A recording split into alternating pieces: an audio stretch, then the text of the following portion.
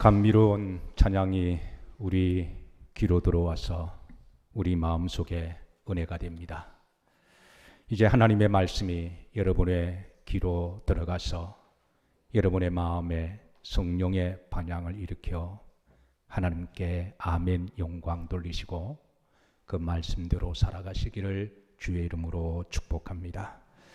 자, 오늘 말씀 제목은 메시아의 기적, 가나안 여인의 믿음인데요.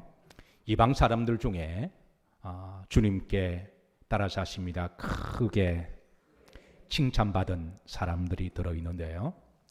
성경에 오늘 대표적으로 두 사람을, 남자 한 사람, 여자 한 분을 소개하면 마태복음 8장에 가버나움의 백부장이라고 하는 그 사람의 믿음을 주님께서 이렇게 칭찬하셨습니다. 내가 이스라엘 사람 중에 이만한 믿음을 내가 보지 못했다. 그가 비록 이방인이었지만 이스라엘 사람들보다도 더 큰 믿음이 있음을 칭찬을 하셨고요.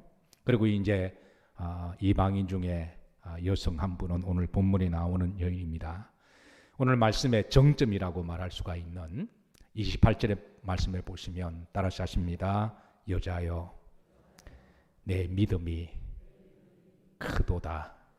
내 소원대로 되리라. 오늘 이 말씀이 시대를 초월하시고 역사하시는 우리 주님의 성령의 말씀이 여러분들에게 주시는 말씀으로 받으시기를 주의 이름으로 축복합니다. 자, 이 백부장과 오늘 여인의 공통점이 있습니다. 두 사람 다 이방인이었고요.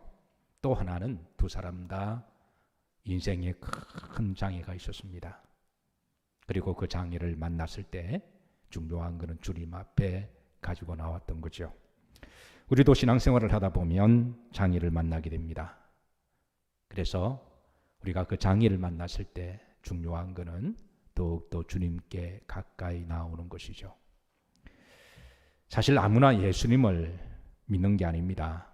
이 장애를 잘 극복해야만 우리가 예수님을 믿을 수가 있는 거죠. 아무나 예수님을 따라 사십니다. 잘 믿는 게 아닙니다. 이 장애를 잘 극복해야만 우리가 예수님을 잘 믿을 수가 있는 것이죠. 사실 천국 가는 길도 마찬가지입니다. 우리가 천국 가는 여정에 세상 사는 게 만만치가 않고 또 여러 장애들이 있습니다. 그리고 그 장애들 가운데는 마귀가 또 뱀처럼 지혜롭게 간교하게 여러 장애들을 설치하고 있으니, 그래서 그 장애를 우리가 믿음으로 잘 극복해야만 마침내 우리가 하늘나라 가게 될 줄로 믿으시기를 바랍니다. 사랑하는 성도 여러분, 여러분 앞에 있는 장애들을 믿음으로 잘 이기시고, 그리고 또 끝까지 또 하늘나라까지 잘 입성하시기를 주의 이름으로 축복합니다. 자, 21절 여러분들을 주의 말씀으로 인도합니다. 다 같이 한번 합독하시죠. 예수님께서 거기서 나가사 도로와 시돈 지방으로 들어가시니 그랬습니다. 한 절인데 이 한 절 속에 또 영적인 행간 속에 주는 은혜가 있습니다. 거기는 예루살렘을 이야기하죠. 20절 전까지 주님의 사역은 예루살렘에서 이제 복음을 전하셨어요. 사람을 정말 더럽게 하는 게 뭐냐? 먹는 음식이나 손을 씻지 않는 이런 것이 아니라 사람 속에 있는 것들이 사람을 더럽게 한다. 그래서 우리가 정말 깨끗하게 해야 될 것은 음식 자체나 손을 씻는 그런 율법적 행위가 아니라 우리 속 사람을 늘 성령으로 깨끗하게 하는 것, 그게 정말 귀한 것임을 말씀을 주셨습니다. 사랑하는 성도 여러분, 이번 한 주도 여러분의 속 사람이 정결하시고 거룩하시고 순결하시고 깨끗하시기를 우리 다 기도하고 노력하십시다. 예. 그리고 주님이 이제 그 예루살렘에서 나오시고 어디로 가셨습니까? 두로와 시돈 지방으로 가십니다. 자, 여러분들을 제가 이제 잘 모시고 성지 순례를 떠납니다. 잘 따라오세요. 예, 이 길이 만만한 길이 아닙니다. 한번 지도 한번 보시죠. 당시 예루살렘에서 두로와 시돈까지 가려면, 지금은 레바논이 옛날에 두로와 시돈이죠. 옛날에는 무역으로 잘 나갔던 대단한 나라입니다. 지금은 레바논이 지금 IMF 구제 신청도 하고 나라가 지금 뱅크럽시 당하고 어려움을 당하고 있지만 그래도 옛날에는 대단한 나라였습니다. 어쨌든 주님께서 그곳에 이제 가셨는데요. 이 예루살렘에서 이 두로와 시돈까지 가려면 일단 거리가 한 200km가 돼요. 그리고 예루살렘에서 여리고로 광야를 다시 내려오셔야 돼요. 한 30km가 된다 그랬죠? 예, 내려오셔야 되고 그리고 이제 다시 또 올라가셔야 되는데 가운데는 중앙산맥이 있습니다. 그래서 그 중앙산맥을 넘어서 또 이렇게 한참 올라가다 보면 양쪽에 A와 B로 이렇게 파란 길과 또 빨간 길로 두 갈래 길이 나오는데요. 또 그래서 오른쪽으로 가게 되면 이 골란 고원을 또 지나서 중앙산맥을 넘어야 되고 왼쪽은 이스라엘 평원으로 또 지나가려면 또 중앙산맥을 넘어야 되고 이 두 길은 다 오르막길이에요. 예, 여러분 잘 따라오고 계시나요? 예, 거리가 얼마 된다고요? 200km가 됩니다. 200km면 우리가 또 직관적으로 조금 이해하려면 여기에서 평양까지 가는 거리가 한 200km 된다 그러더군요. 여기에서 남쪽으로 하면 전주, 한옥마을까지가 한 200km 됩니다. 어떻게 잘 따라오고 계시나요? 오늘 본문에 보면 우리가 일반적으로 상식적으로 생각하면 예수님 우리가 이해할 수 있는 두 가지 어려움을 만나요. 아마 제자들이 주님을 따라가면서 왜 그곳에 가실까? 왜 이렇게 멀고 험한 길을 가실까? 이렇게 한 200km면 한 며칠 정도 가야 하나요? 부지런히 가도 한 7일 정도는 걸릴 거예요. 험한 길입니다. 그리고 유대 광야는 사람을 지치고 피곤하게 만드는 길이죠. 쉽지 않은 길입니다. 예수님께서 거기로 가실 때 제자들이 따라가면서 기쁘게 즐겁게 따라가는 제자도 있었지만 안 그러면 투틀투틀거리면서 왜 거리로 가야 할까라고 그렇게 불평하는 사람이 있었을까요? 없었을까요? 그건 여러분의 생각에 맡깁니다. 자, 그리고 이제 마침내 그 두로와 시돈에 도착하게 되었는데요. 자, 그런데 왜 주님은 이 먼 길을 이렇게 가셨을까요? 예루살렘에서 두로와 시돈까지. 여기에 대한 대답은 이사야 42장 1절에 그 답을 주고 계십니다. 다 같이 한번 합독하시죠. 내가 붙드는 나의 종, 내 마음에 기뻐하는 자, 곧 내가 택한 사람을 보라. 내가 나의 영을 그에게 주었은즉 그가 이방의 정의를 구원을 베풀리라. 자, 구약의 복음은 주로 유대인들만을 위한 복음이었습니다. 그런데 하나님은 앞으로 오실 메시아가 오시게 되면 그 복음은 온 인류를 위한 복음이 될 것을 예언하셨습니다. 그래서 주님께서는 오셔서 유대인들만을 위한 하나님이 아니라 온 인류를 위한 이방인들을 위한 하나님이심을 구약적 예언 성취를 위해서 주님은 그 먼 이방 땅으로 가셨고요. 그리고 그 이방에 전해진 그 복음으로 말미암아 성령의 바람을 타고 선교사들을 통하여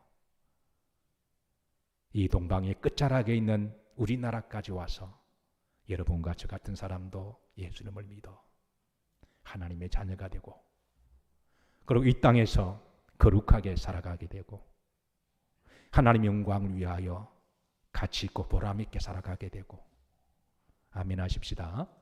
여러분 이 땅에 살면서 가장 귀하고 거룩하게 가치 있게 살아가는 것은 하나님의 영광을 위한 것인 줄로 믿으시길 바랍니다. 예. 지난주에 정치권에 또 난리가 났습니다.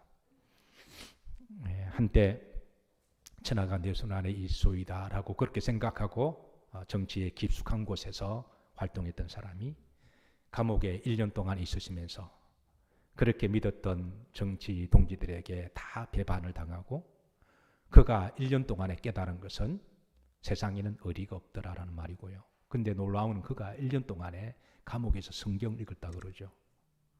때로는 자살하려고도 했고요. 때로는 우울증에 빠져서 인생이란 무엇인가 심각하게 고민하다가 그 절망의 감옥 안에서 우리가 인생을 모든 것을 다 포기하면 그때 답이 보이기 시작하는 거죠. 그래서 그때 이 책 저 책 뒤척이다가 책 중에 제일 귀하고 복된 책은 하나님의 말씀입니다. 하나님의 말씀을 읽은 거예요.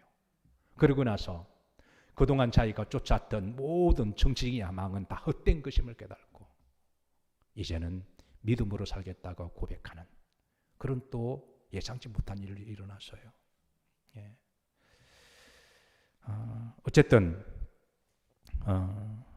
이제 예수 그리스도께서는 이방인들을 위해서 구원의 복음이 되기 위하여 선교사들을 보내시고 여러분과 저 같은 사람들도 예수님을 믿어 하나님의 자녀가 되고 이 땅에서 복음을 위하여 영광스럽게 살아가는 것이 가장 귀하고 복된 것인 줄로 믿으시길 바랍니다.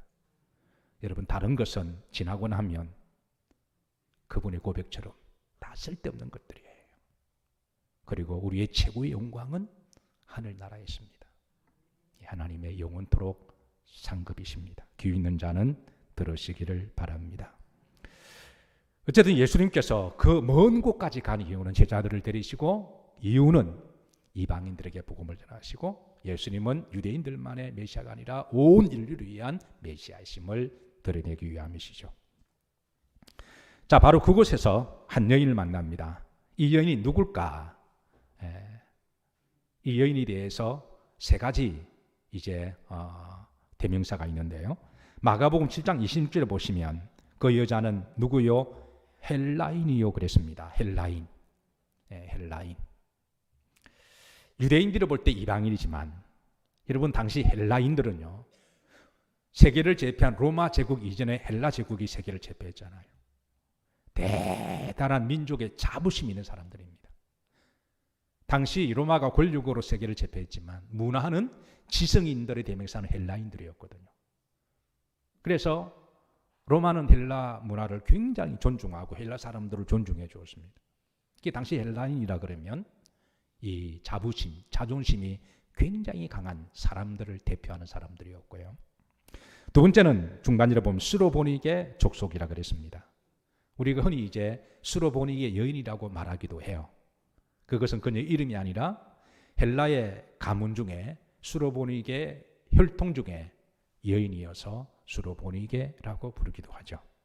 어쨌든 헬라 제국에서 명문이 있는 그래도 꽤 뼈대가 있는 그런 집안의 여성임을 알 수가 있습니다. 세 번째는 오늘 본문의 마태복음 15장 21절에 가나안 여자라고도 대명사로 부르기도 합니다. 자, 그런데 그녀가 인생의 큰 장애를 만났습니다. 바로 자신의 딸이, 사랑하는 딸이 귀신에 들린 것이죠. 22절입니다. 다 같이 한번 합독하십니다. 가난한 여자 하나가 그 지경에서 나와서 소리질러 이르되 주 다윗의 자손이여 나를 불쌍히 여기소서 내 딸이 흉악하게 귀신 들렸나이다. 그냥 귀신 들린 게 아니라 인간의 힘으로 알 수도 없고 고칠 수 없는 흉악한 귀신에 들려서 고통당하고 힘들어하는 그 모습을 보고 자식을 가진 부모의 애미의 마음으로 예수님께 나왔다는 것이죠. 사람마다 주님께 나오는 동기와 목적이 다 다릅니다. 어떤 사람은 자식 때문에 나오기도 해요. 어떤 사람은 질병 때문에 나오기도 하고요. 어떤 사람은 물질 때문에, 어떤 사람은 인간의 본질적인 문제 때문에 심각하게 고민하다가 주님께 나오기도 합니다. 분명한 것은 우리가 인생을 살아가다 보면 예상치 못한 장애를 만난다는 거예요. 오늘 이 나름대로 지성과 그리고 문화적으로 또 높은 수준을 살아가던 한 여인이 예수님께 나오게 된 그 동기는 바로 자녀 때문인 것이죠. 우리가 인생을 살아가다 보면 예상치 못한 여러 장애들을 만납니다. 그 장애들 가운데 우리가 자식 때문에 당하는 부모의 아픔과 그 상처는 또 다른 아픔의 장애라고 말할 수가 있어요. 지난주에 미국에 사는 한 성도로부터 제게 긴급하게 중보기도를 요청했습니다.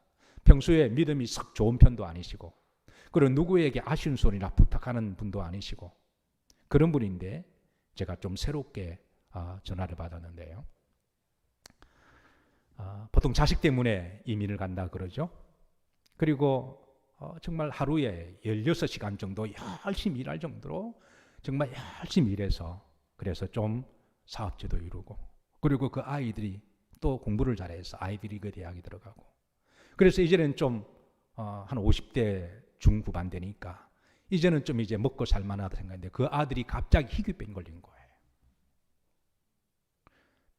근육을 서지 못하고 마비가 되는, 머리까지도 점점 마비가 되는. 그래서 정말 하루아침에, 그전에 그런 증상도 없었고 병원에 갔더니 의사들도 모른다고 이야기를 해요.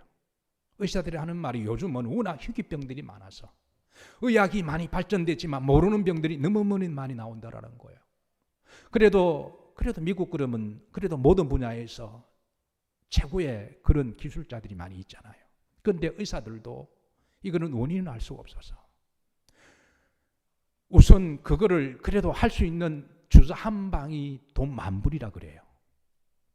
기본적으로 5대를 맞아야 된다 그러고, 그리고 앞으로도 보장을 못 한다 그래서 그 아들을 볼 때마다 하염없이 울고 우울증이 걸리고, 그래서 하나님께 기도하기를, 하나님이 차라리 아들 대신에 나를, 내가 이런 고통을 당하고 나는 그래도 살 만큼 살았으니까 나를 데려가 달라고, 그렇게 그 마지막 그 골목길에서 몸부림치다가 그리고 제게 전화를 해서 중보기도를 부탁하신 분이에요. 아니 평상시에 믿음을 생활을 잘하는 것도 아니어서, 그래서 제가 그 전화를 받고, 중요한 것은 그분이 이런 장애 앞에서 그런 자녀 때문에 주님 앞에 더 가까이 나아갔다라는 거예요. 그리고 목사에게 기도를 부탁했다는 것. 사실 오늘 이 가난 여인의, 이 여인이 그 인간의 힘으로 고칠 수 없는 자녀 문제 때문에 인생의 큰 장애를 만나면서 아파하고 부모로서 아무것도 할 수도 없고 그저 바라만 보고 눈물을 흘리는 이 여인의 이 마음이 오늘 이 시대의 자녀를 키우는 모든 부모들의 자녀를 향한 그 마음을 대변하는 것이 아닐까요? 그러나 중요한 것은 그녀가 이 장애로 말미암아 예수님께 나왔다는 데 있습니다.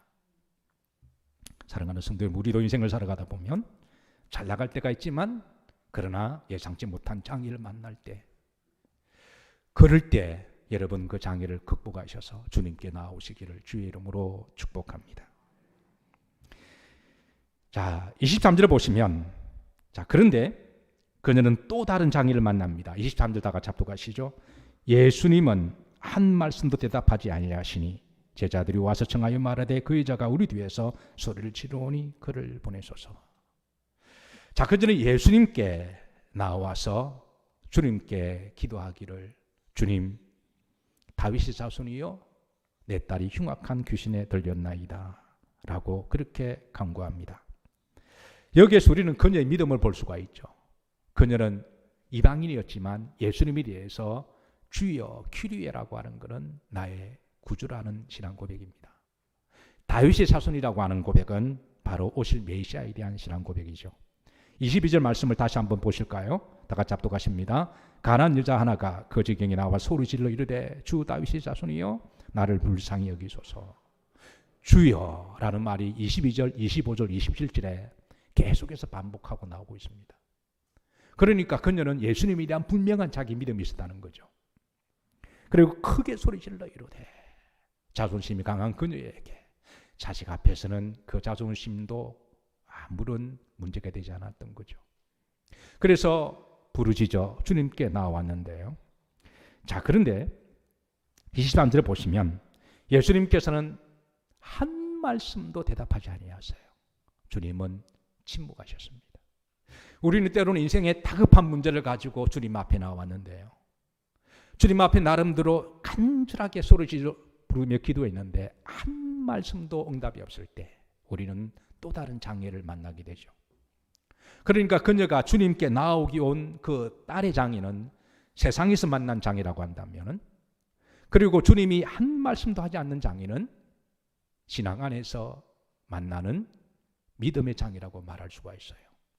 아마 그녀는 주님께 나아가면 사랑과 긍휼과 자비로우신 주님이 따뜻하게 두 팔을 벌리시고 얼굴을 환하게 웃으시며, 그리고 그 딸을 가슴에 부둥켜 안고 딸아 수고했다. 내가 내 마음을 알고 내 눈물을 안다. 내가 너를 위해서 기도할게. 아마 그러는 마음으로 교회 나오지 않았을까요? 그런데 주님은 싸늘하게 한 한마디도 말씀하지 않으셨습니다. 또 다른 믿음의 장애를 만난 것이죠. 그런데 게다가 23절 후반절을 보십시다.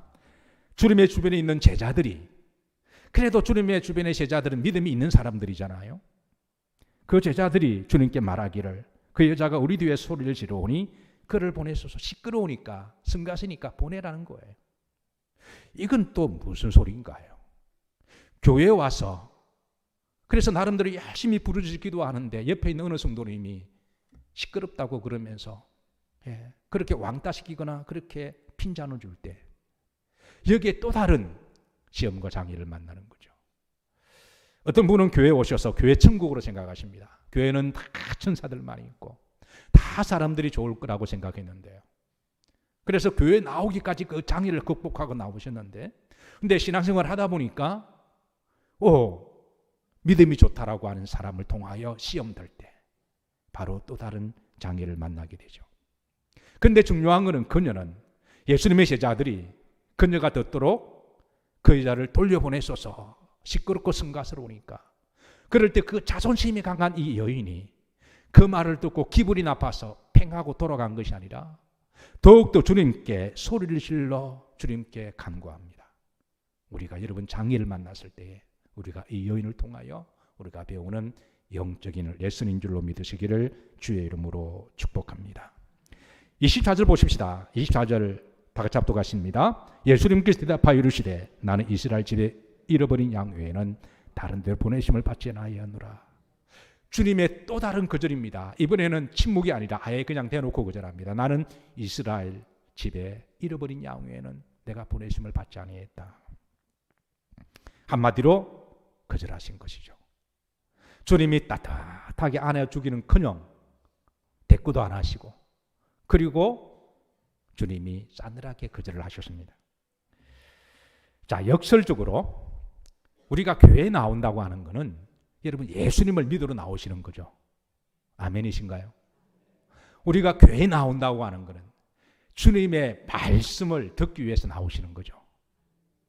그런데 때로는 예수님의 말씀 때문에 우리가 시험되는 것이 있다라는 거예요. 가령 예를 들어서 주님께서 나와 함께 깨어 기도하자. 그럴 때에 목사님, 예수님, 내가 기도할 시간이 없는데요. 내가 너무 바쁜데요. 그래서 그 말씀이 나에게 부담이 될 수가 있다는 거예요. 주님께서 오늘 박종훈 장로님 기도하셨지만 우리에게 한 영혼이 천하보다 귀하니까 너의 섬김과 너의 전도를 통하여 복음을 전해라. 그런데 우리가 그 말씀이 때로는 부담이 될 수가 있다는 거예요. 주님께서 내 물질이 놓은 것에 마음이 있으니까 너가 번 11조를 하나님께 드리라 그러면 그게 그 말씀이 시험이 되고 부담이 될 수가 있다는 거예요.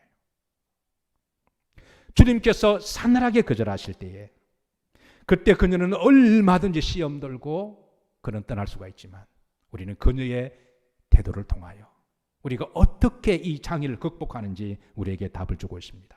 그녀는 더욱더 주님께 나아가서 절하여 25절입니다. 합독합니다. 여자가 와서 예수님께 뭐하여? 절하여. 절을 했다고 하는 것은 완전하게 엎드렸다고 하는 것이죠. 어떤 점에 있어서 예수님이 철저하게 그녀의 자존심을 짓밟아 놓고 있습니다. 그런데 그녀는 납작 엎드려 절하여 주여 저를 마소서 도우소서. 우리라 이것이 오늘 그녀를 통해서 우리가 배울 수 있는 신앙의 레슨인 줄로 믿습니다. 자, 26절입니다. 26절에 보시면 주님께서 다 같이 합독하십니다. 대답하여 이르시되 자녀의 떡을 취하여 개들에게 던짐이 마땅하지 아니하니라. 그녀를 개로 비유하세요. 우리나라 문화도 한때 개 그러면 상당히 이렇게 무시하는 그런 문화가 있었죠.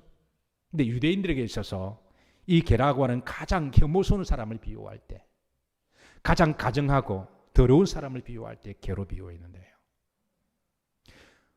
어떻게 생각하면 어떻게 예수님의 입에서 저런 말씀이 나올 수가 있을까? 인간적으로 생각하면 얼마든 시험될 수가 있습니다. 예수님의 제자들이 예수님이 이제 우리가 저리로 가자 그랬을 때에 아니 그 200km나 되는 길을 왜 가야 합니까? 라고 얼마든지 문제를 제기할 수가 있죠. 그리고 오늘 본문에도 어떻게 사람을 괴롭히고 할까? 자존심이 강한 그녀였습니다. 우리나라 말 중에 개자가 들어가는 말 중에 좋은 말은 거의 없다 보셔도 돼요. 우리가 무시 중에 가장 자존심이 상한 무시를 뭐라 그래요? 개무시 그럽니다. 지금 그녀는 개무시 당한 거예요. 우리가 사람과의 매너 중에 가장 사람을 더럽게 만드는 매너가 있습니다. 어떤 매너죠? 개매너입니다. 지금 예수님의 매너는 마치 이런 매너와 같습니다. 값 중에 가장 싼 값이 있습니다. 뭐 값이에요? 개값이라고 이야기합니다.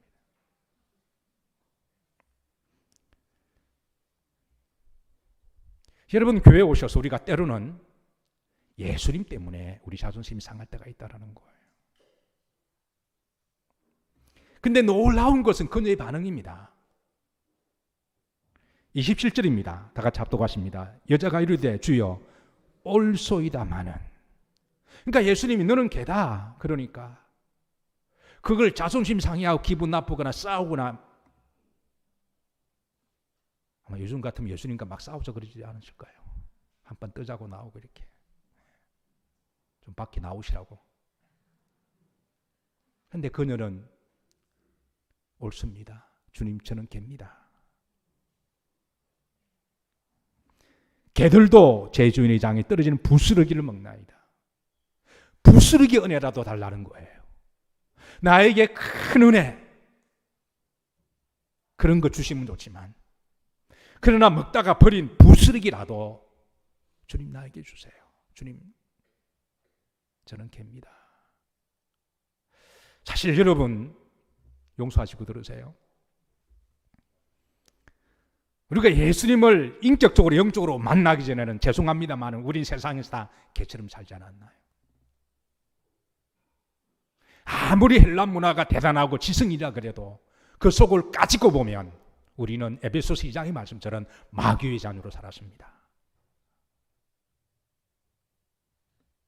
아마 그녀는 그런 점에 있어서 겉으로는 문화라고 하는, 인간의 어떤 지성이라고 하는, 인간의 양식이라고 하는, 교양이라고 하는 그럴듯하게 멋있게 폼 잡고 살았지만 그녀의 속사람은 개와 같았다고 하는 것.